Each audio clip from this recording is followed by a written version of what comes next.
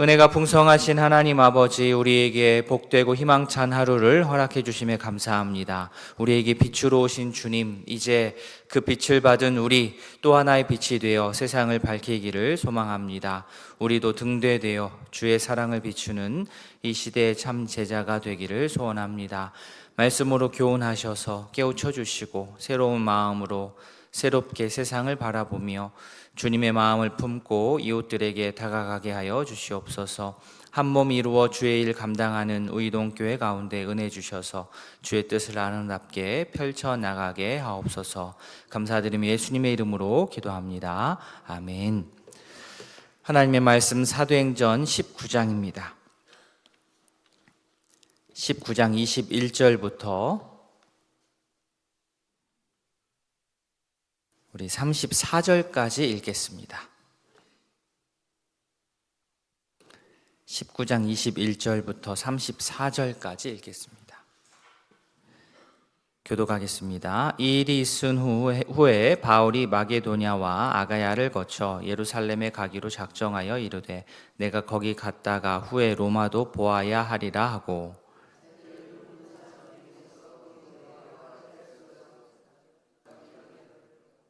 자기는 아시아에 얼마 동안 더 있으니라. 그때쯤 되어 이 도로 말미암아 적지 않은 소동이 있었으니, 즉 더미디유라 하는 어떤 은장색 아데미의 신상 모형을 만들어 직공들에게 적지 않은 벌이를 하게 하더니, 그가 그 직공들과 그러한 영업하는 자들을 모아 이르되 여러분도 알거니와 우리의 풍족한 생활이 이 생업에 있는데, 이 바울이 에베소뿐 아니라 거의 전 아시아를 통하여 수많은 사람을 교훈하여 말하되 사람의 손으로 만든 것들은 신이 아니라니 이는 그대들도 보고 들은 것이라.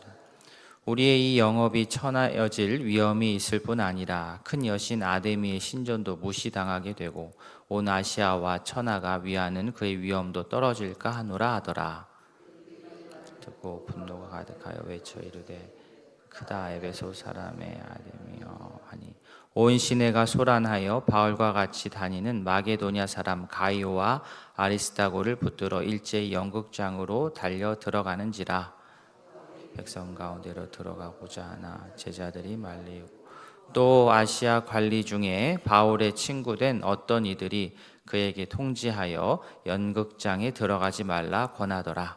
사람들이 외쳐 어떤 이들은 이런 말은 어떤 이들은 저런 말을 하니 모인 무리가 분란하여 태반이나 어쩐지 뭔지 알지 못하였더라. 유대인들이 무리 가운데서 알렉산더를 권하여 앞으로 밀어내니 알렉산더가 손짓하며 백성들에게 변명하려 하나 그들은 그가 유대인인 줄 알고 다 한 소리로 외쳐 이르되 크다 에베소 사람의 아데미여 하기를 2시간이나 하더니. 아멘. 바울이 에베소에서 이제 떠나기 직전 그런 본문인데요. 이때 한 소동이 벌어집니다. 데메드리오라는 은세공인이 주동인이 되어서 자신 밑에서 같이 일하는 직원들을 선동해서 소동을 일으켰습니다. 소동을 일으킨 이유는 지금까지 잘 되었던 장사가 이제는 안 된다, 이 이유입니다. 그 이유를 바울이 전하는 복음 때문이다라고 이제 들었던 것입니다. 이 실제 바울이 전한 복음은 에베소뿐만 아니라 에베소 주변의 많은 지역에까지 퍼져나갔고, 그 결과 많은 이들이 예수님을 믿고 또 기독교인이 되었습니다. 그러니까 이방 종교를 믿던 사람이 돌아서서 기독교인이 되면 당연히 그 지점에는, 그 현장에는 갈등이 생길 수밖에 없습니다. 진리가 가려졌던 곳에 진리가 선포가 되면 불꽃이 튈 수밖에 없습니다. 에베소라는 이 도시에는 아르테미스 신전이 있었습니다. 성경에는 아데미라고 나오죠. 아데미. 아르테미스, 아데미 여신은 다이아나 여신이라고도 불리고요. 풍요를 상징하는 신입니다. 뭐든지 다 많으면 좋지 않습니까? 사람들이 그 마음 상태를 잘 이렇게 맞춰서 이 풍요의 신으로 나옵니다. 인기가 참 많았고, 에베소뿐만 아니라 주변에 이 아데미를 따르는 사람들이 많았는데, 에베소가 이 아데미에 있어서 이 중심지였습니다.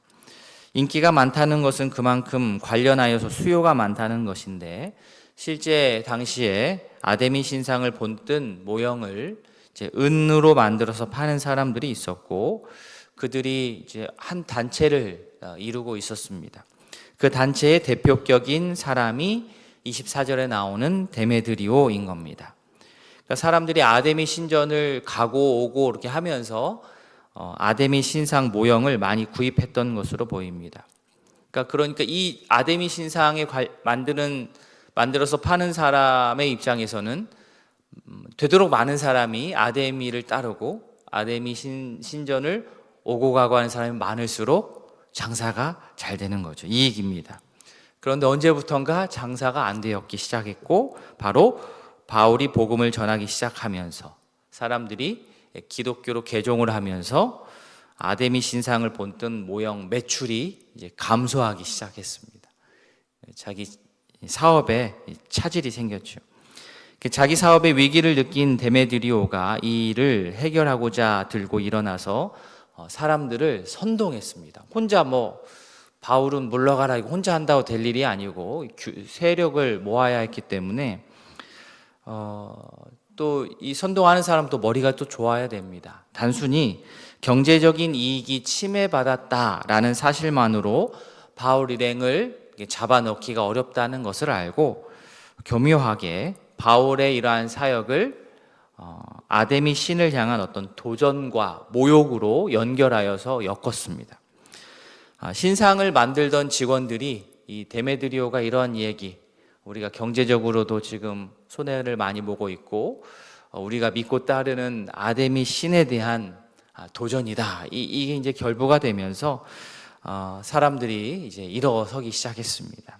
물론 그들의 중심에는 경제적인 이익을 갖고자 하는 것이 중심이었지만 겉으로는 종교적인 헌신으로 나왔습니다.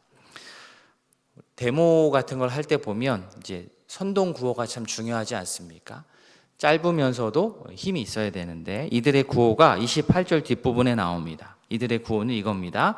크다 에베소 사람의 아데미여. 크다 에베소 사람의 아데미여.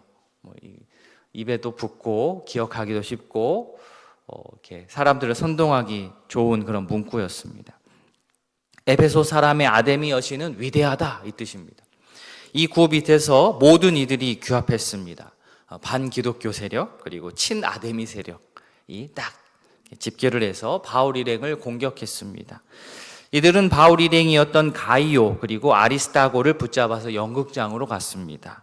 군중들이 뒤엉켜서 정말 큰 소동이 에베소에 벌어졌습니다. 이 군중 가운데에서는 유대교 사람도 포함이 되어 있었습니다. 유대교인들은 자신들은 우리는 이 기독교인들하고는 달라라는 것을 딱 알려줘가지고 이 소동으로부터 자신들은 좀 빠져나오려고 했습니다. 그래서 33절 보시면 알렉산더를 대표로 내세워서 유대교의 어떠한 대표 어떤 담화문 같은 걸 좀 발표하고자 했는데 아데미 편 군중은 그에게 말할 기회를 주지 않습니다.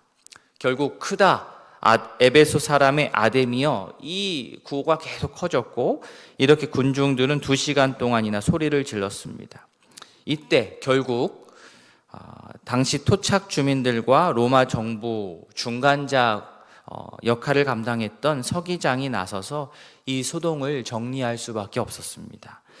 이 서기장의 나선 주된 목적은 아데미 신이 진짜냐 아니면 유대교가 맞냐 기독교가 맞냐 이것을 이렇게 판단을 하고 가리고자 하는 게 아니었고 오직 그는 정치적으로 문제가 생기지 않는 것이 그에게는 중요했습니다.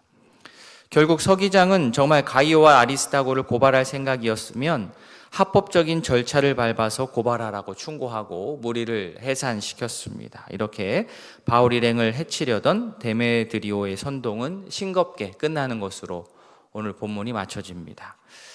자, 오늘 본문에는 크게 3가지 힘이 뒤엉켜 있습니다. 첫 번째는 복음을 전하고자 하는 바울의 힘. 바울 쪽은 복음을 막 전하려고 해요. 이게 큰 힘이고 또 자신들의 경제적인 이득을 보장받기 위해서 아데미 신상 모형 제조하고 있었던 그 사람들의 이제 힘. 또 한쪽은 정치적인 안정을 꾀해서 문제를 좀 일으키지 않으려고 하는 서기장의 힘. 이 세 가지가 뒤엉키면서 에베소 지역에 소동이 일어났습니다. 우리는 물론 이 시대의 아데미 신상 제조업자처럼 우상 모형을 직접 제조해 가지고 파는 일을 하지는 않습니다. 이 시대의 기독교인들이 이런 것으로 유혹을 받거나 또 마음에 힘든 일이 생기는 일은 없습니다. 그런데 이 복잡한 세상에서 우리가 신앙을 지켜나가느라 또 신앙 때문에, 믿음 때문에 감수해야 하는 경제적인 혹은 사회적인 손해가 있을 수 있습니다. 이럴 때 참 마음이 어렵습니다. 믿음의 결단을 했는데 당장 나의 경제적인 이득이 줄어든다면 마음에 갈등이 생길 수밖에 없습니다. 물론 정답은 없습니다. 또 간단하고 명확한 기준이 있는 것도 아닙니다. 그러나 당사자는 알고 있습니다. 고민하고 있는 당사자는 어떻게 결단을 하고 어떻게 또 실천을 하는 것이 하나님께서 보시기에 선한 일인지를 알고 있습니다. 아무리 돈이 된다 하더라도 신앙의 양심에 거리낌이 된다면 하지 않는 것이 좋습니다. 그런 결단으로 인해서 당장에 내가 좀 손해가 난다 할지라도 장기적으로 보면 하나님께서 분명 더 여러 모양으로 풍족하게 우리를 채워주실 것이라 확신합니다. 당장의 눈앞의 이익을 넘어선 넓고 크신 하나님의 계획과 구원의 은혜를 마음에 간직하며 살아가는 지혜로운 우리 모든 성도가 될 수 있기를 진심으로 소망합니다. 아멘.